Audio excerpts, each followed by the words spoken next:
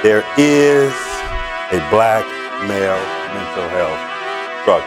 And Voss's death comes on the heels of new CDC data showing suicide rates have risen for black and Hispanic men between 2000 and 2020. I never thought about taking care of my mental health because my generation was taught when you talked about mental, you automatically thought mental illness. For black men ages 15 to 24, suicide is ranked as the third leading cause of death. Yo, what's good? Welcome back. Welcome to Where the Ghost Can Get It. I am your host, Courtney Orlando, and this is a show where we take complex thought, philosophies, schools of thought, politics, art, music, and the nuances in between. And I basically put it where the ghost can get it, meaning that I break it down to where the least of us can understand it. All right? For today's topic, I want to talk about mental health. This is a discussion that is beyond important. It is essential for any human to have good mental health. It is congruent with our survival. And so this topic is something that I've been wanting to talk about for a while, especially since I myself suffer from a few mental health diagnoses. And so we're going to hop into that. Before we do, I'm going to say, man, take this time. So, grab you a glass of wine or your tonic water, your bourbon, whatever you want to do. In a minute, I'm going to fire up myself because this is going to be a heavy one. This is going to be one where I burn my goddamn soul. And I do it because this ain't the disease. This ain't the shit to play politics on. And so a lot of us are losing people. We've lost people to poor mental health. So we're gonna get to it. All right. So we're just gonna hop right into it. According to the American Psychiatric Association, check this out. Shit is crazy. The mental health statistics for 2024 read like this. The prevalence of mental illness, 23.0% of adults in United States experienced a mental illness in the past year. 5.86% experienced a severe mental illness. Anxiety and depression. 8.2% of adults reported experiencing anxiety disorders. 14.9% reported experiencing major depressive episodes. All right. Moving on to suicide. 5.7% of adults seriously considered suicide in the past year, and 1.34%, attempted suicide. Substance use disorders. 8.9% of adults reported using alcohol or illicit drugs excessively, and 4.7% had a prescription drug abuse disorder. And then we're going down to the mental health of the youth. 12.8% of adolescents aged 12 to 17 reported experiencing a major depressive episode in the past year, and 6.9% reported serious thoughts of suicide. And lastly, 60.5%, and this is a good thing, 60.5% of those adults with mental illness received treatment in the past year. You can count me in that number as well.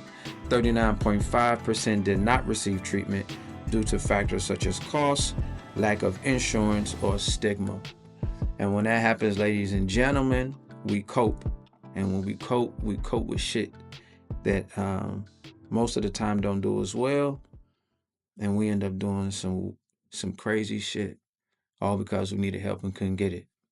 All right.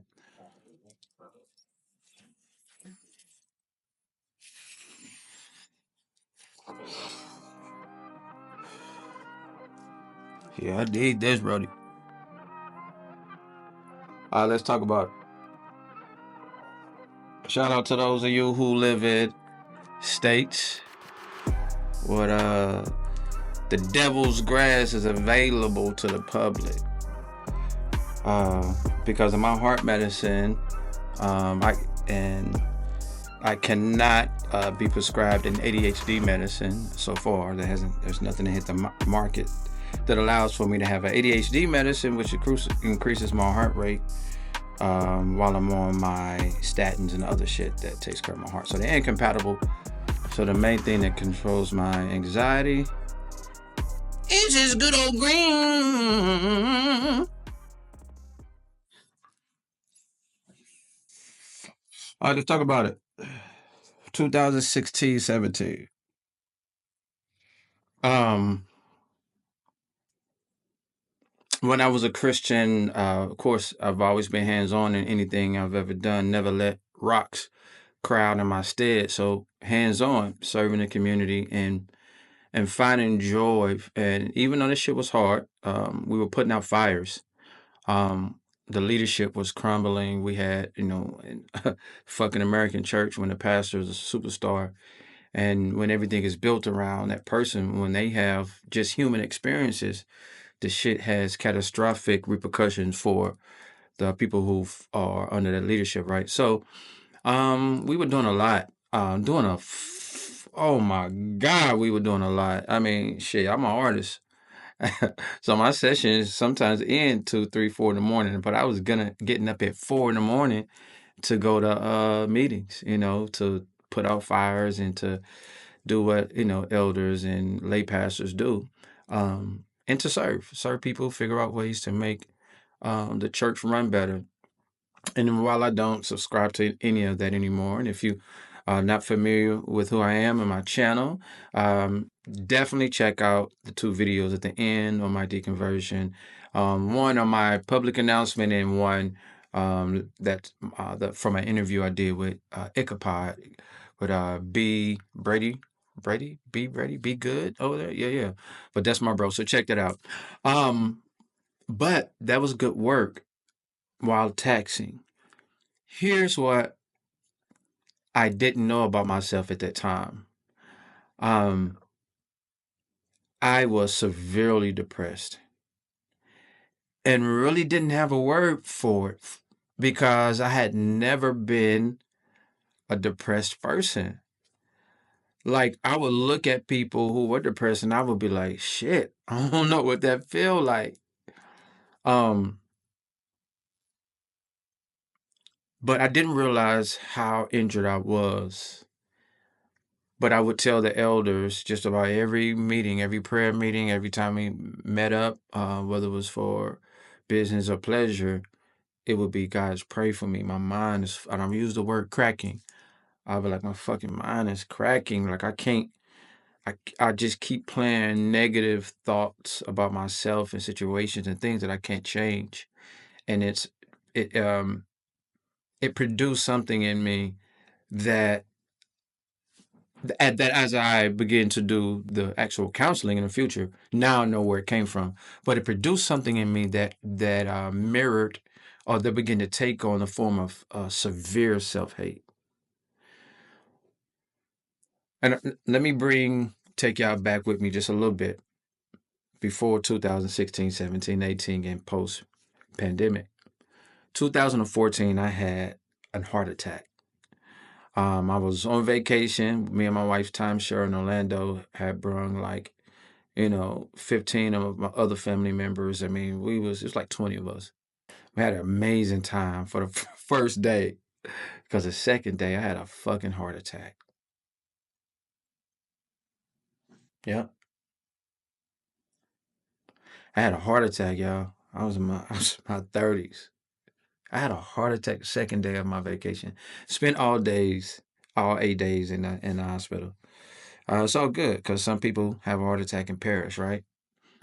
2000, my homeboy, Eric Brown, my best friend at the time, one of my best friends at the time, he hit me up. It was like, bro, you all right? He was like, you want us to fly down there? And I was like, nah, bro. He was like, let us, because that's my nigga. He was like, bro, I got you.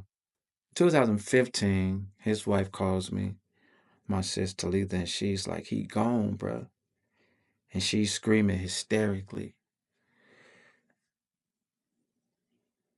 He dies from the same thing that happened to me in heart attack. while he was preparing for a marathon.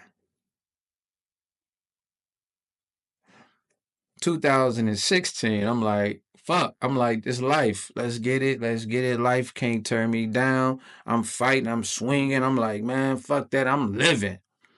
2016, I wasn't doing no dope. I wasn't fighting nobody. I wasn't doing no extreme sports.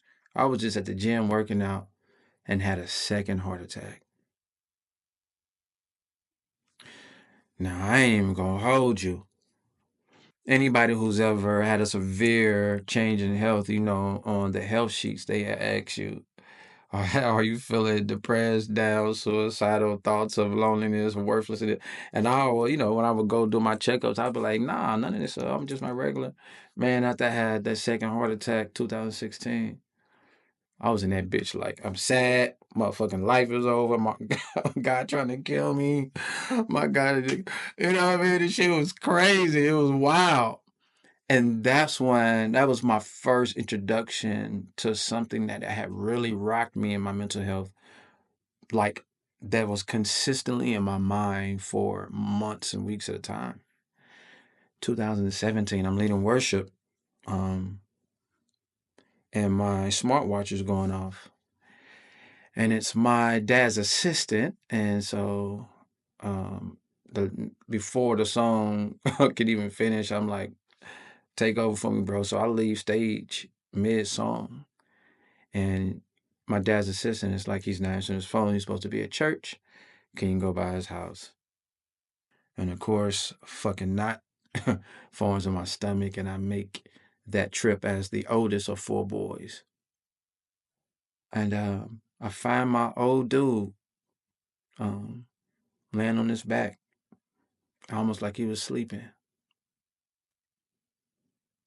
Come to find out that he would too perish from a heart attack.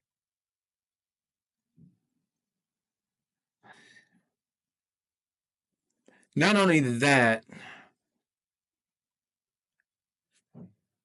they say a lot, when the mind goes or when the body goes, one follows. But with mental health, it's not just your body that goes, but it's also the ability to do your job, the ability to lead your family. My fucking my music career, like, I just disappeared from that bitch. I began to put out fires. I began to just do anything. I made my identity serving the church. That was the thing that kept me from really looking in the mirror, because I was like, I'm doing good for God, right? But I was cracking, even with all my good intentions. Even with the minority voice that I represented at my church, as the only person on the board that was of African American descent. Everybody else was white. And I knew why I was there, and that's one of the episodes that we're gonna talk about that too. Um, but yeah, I was hurting, and I remember getting that letter, and it said, "At this time, we cannot." And before I could even read the rest of it, I tore that fucking paper up. I remember kicking over my studio wall. I'm not even a violent person, but I began to just slap him. Anything that was not bolted down in my studio besides my iMac got knocked the fuck to the ground. It was instant rage, because what that letter translated was not, oh, let's get up and try again, right? Look for other avenues, as solution-based thinking does. That denial said to me that you are a fucking failure. Everything you touch fucking breaks. Nigga, off your fucking self. You piece of shit. Now I can say that now without shedding tears. But at that moment, the only thing I wanted to do is disappear. So, waited till the kids got home, waited till The wife and everybody got home, got dinner ready, and let the day play out like it usually does. And then me and my 9mm took a ride.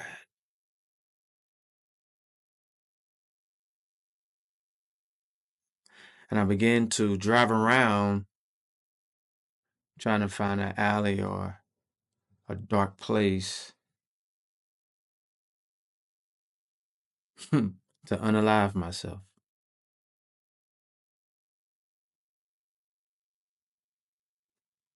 And ironically, as I drove around the city,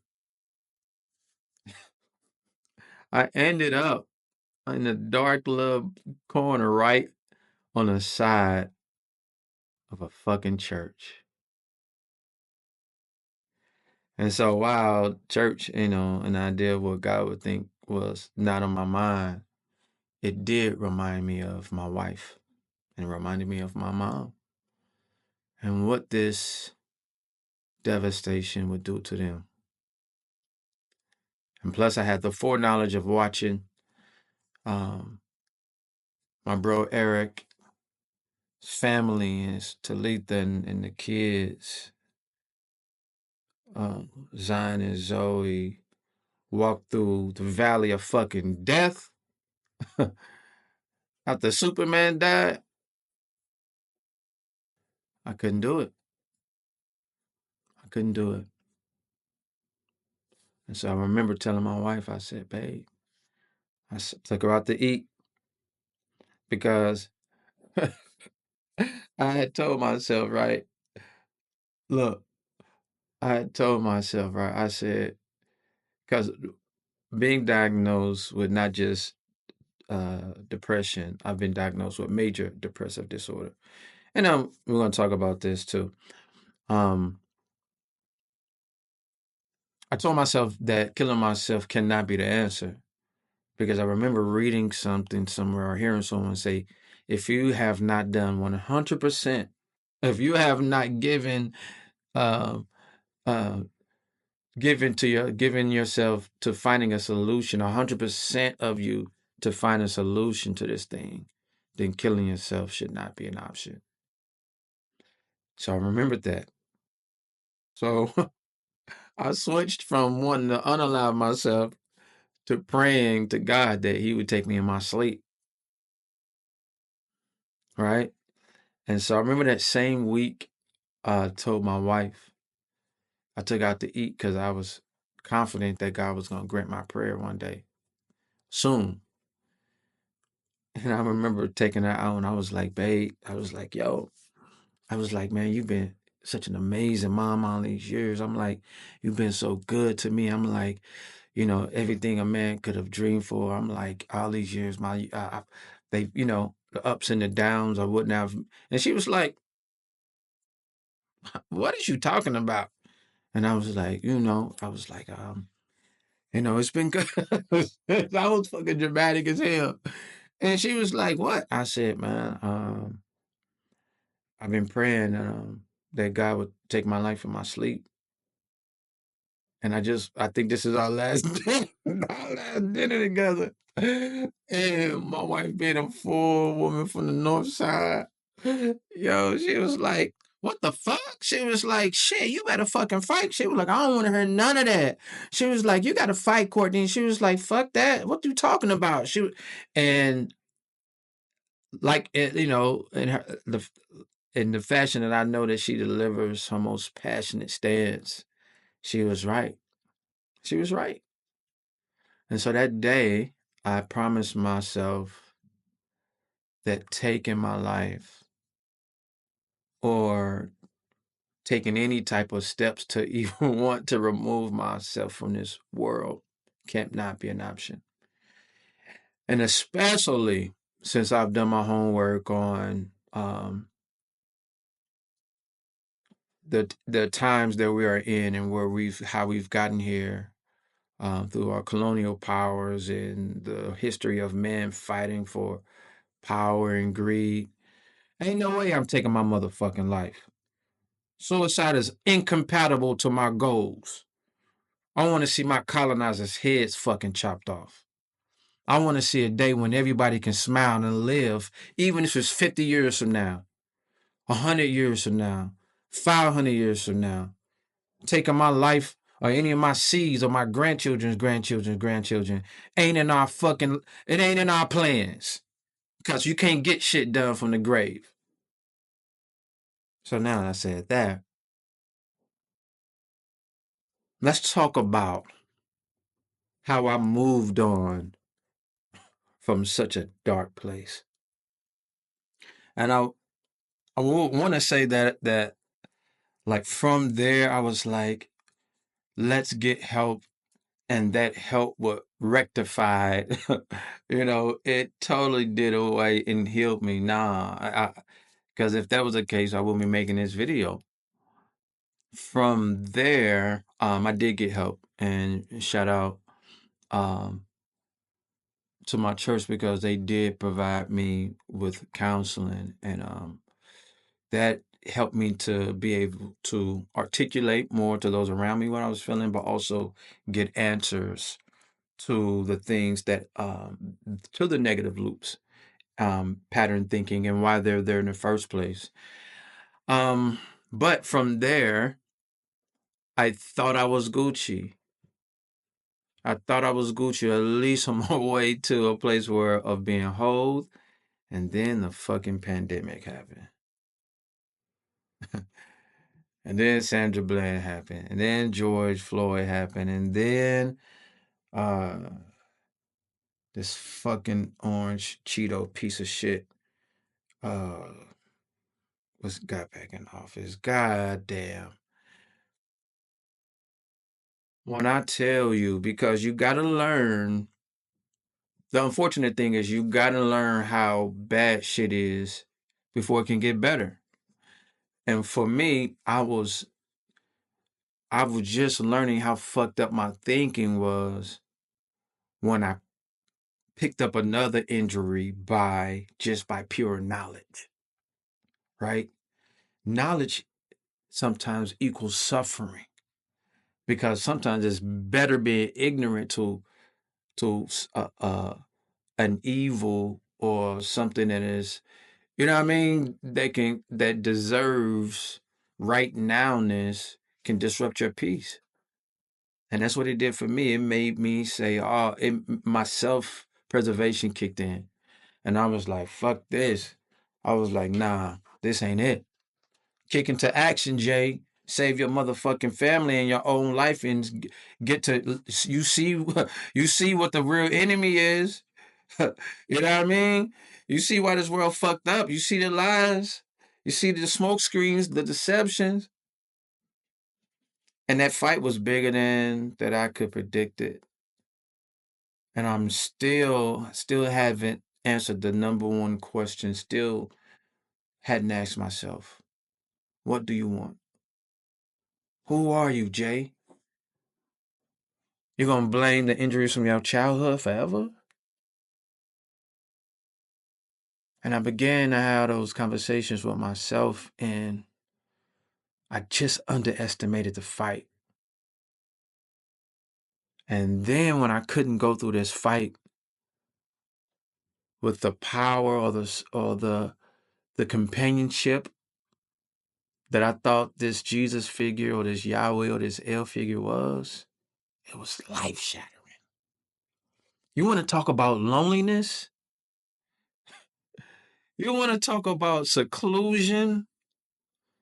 Why the fuck would somebody want to go public about not being a believer? Why would someone want to not be a believer? Why would someone leave their belief system in whatever community they are if they knew this shit was waiting on the other end?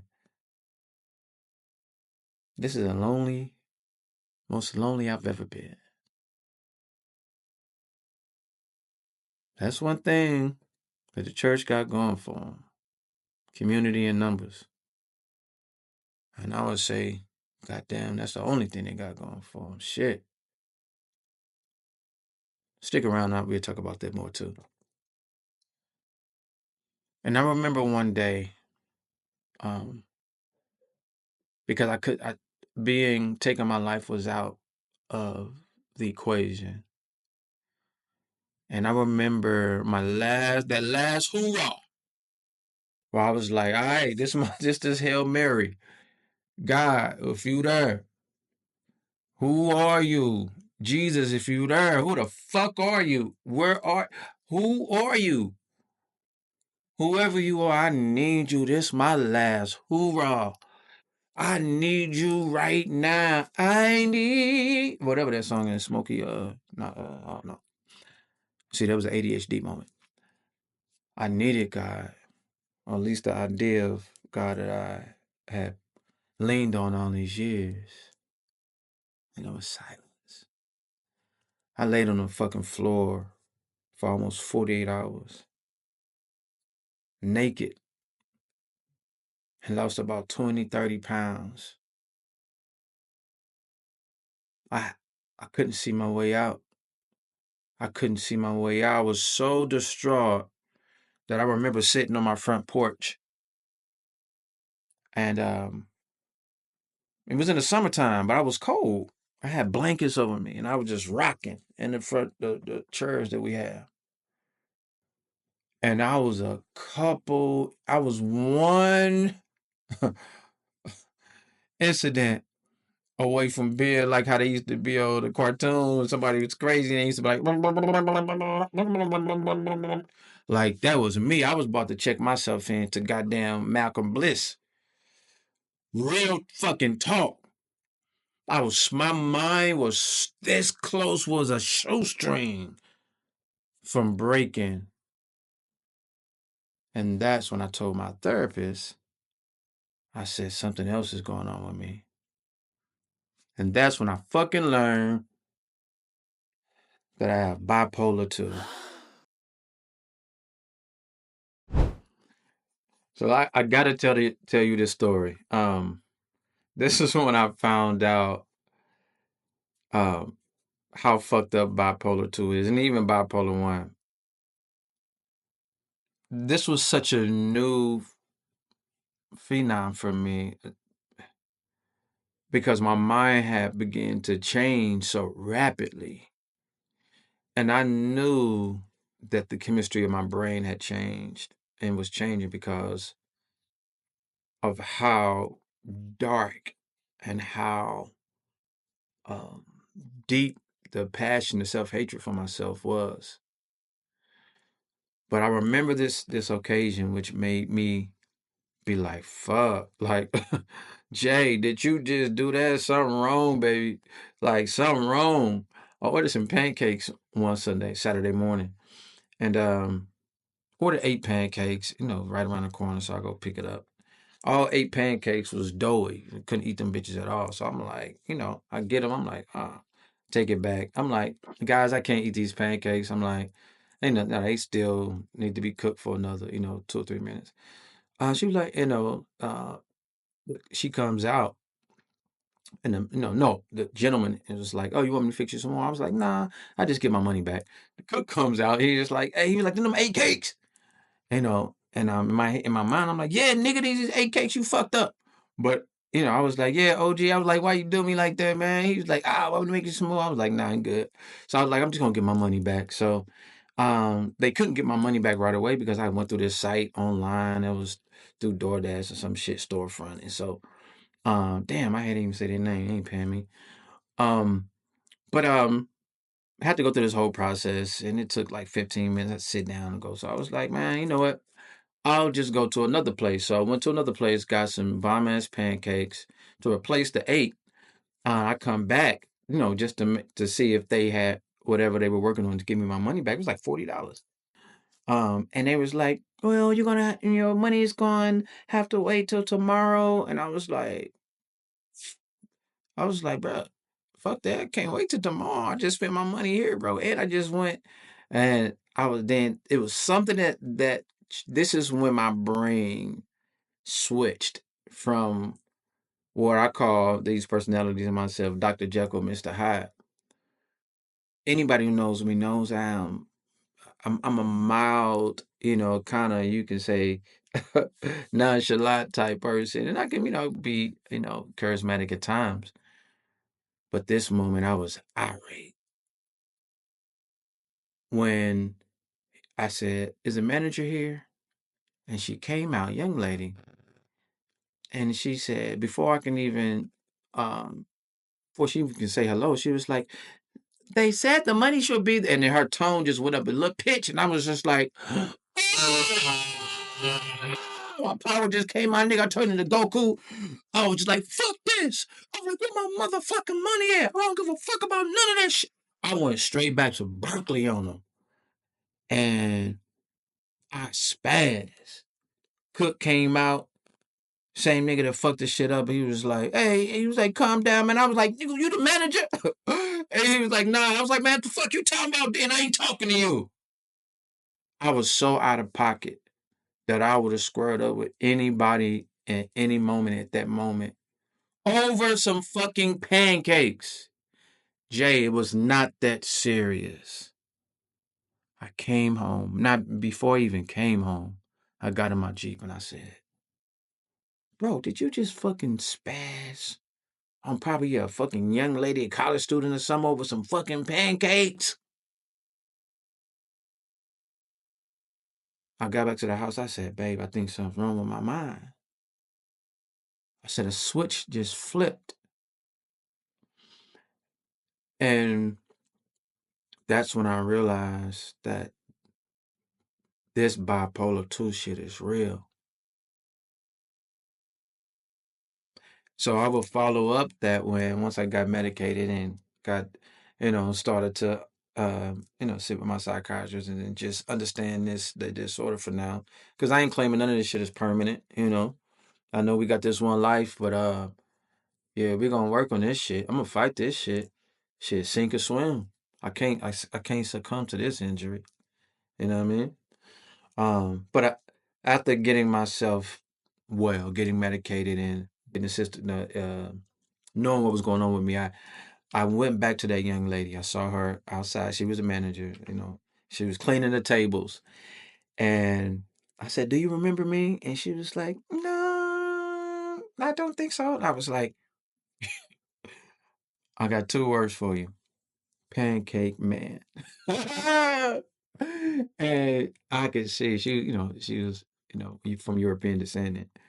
And she was like, "Oh, yeah." And I was like, "No, no, no." And I was like, "I ain't on none of that." I said, when I grabbed her hand, and I said, "I want to apologize for my behavior that day."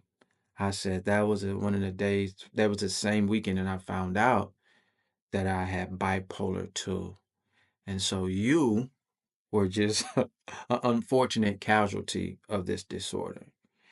And as she cried, when I went off on her, she cried from this act of passion and compassion. And that's who I am. That's who I am. Um, and so that was quite the experience for me.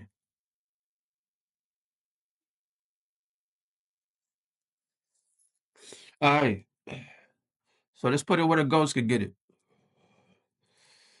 These are what we call action items. This is my call to action. Why, JR, Courtney Orlando, why do you share this with us, bro? Why let us inside of your life like this? Because somebody has lost a family member, has lost a husband or wife, a friend, a best friend, a lover, to the ills of mental health. I say this from a place knowing these places so intimately, almost like my goddamn wife. I'm still trying to find out how to live my best life, y'all. Part of me doing this video is me living. This is my fight. You are seeing a man live again. I've been this close to death. But some of you all are living with the consequences of this disease. Those of us who struggle with this, with self-hate, low self-esteem, And even they say once you think about unaliving yourself one time, it never is totally off the table. Even if you don't do it, it becomes an option when shit gets fried up here. But when I think it's Switch, the guy from the dancer from Ellen, the first thing I thought about when I heard that story was, first thing I said to myself was, God damn, he actually did it. He actually went through with it. Because those of us who struggle with this, y'all know some of y'all probably got papers, notes wrote up right now for when you was gonna unalive yourself and leave that shit to your family, your lover, your friends, your job. So my call to action, my friend,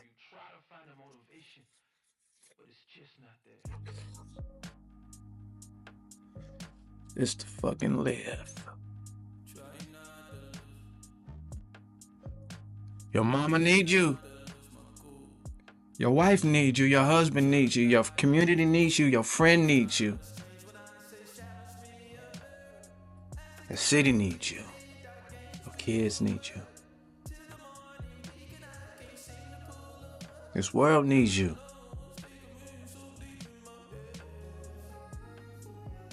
This shit is real. Because it makes you believe you're doing it by yourself. It makes you believe that you are alone. And I'm here to tell you that you're not.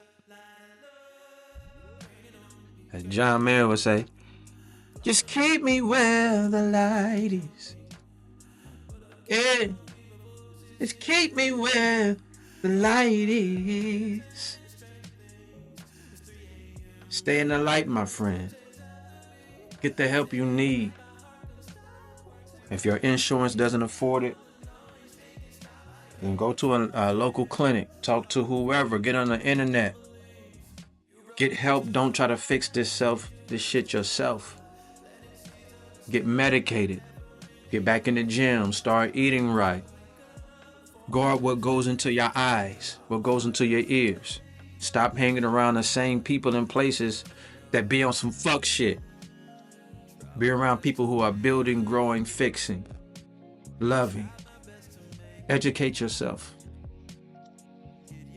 Surround yourself with people who will not just say, and here come his depressed ass.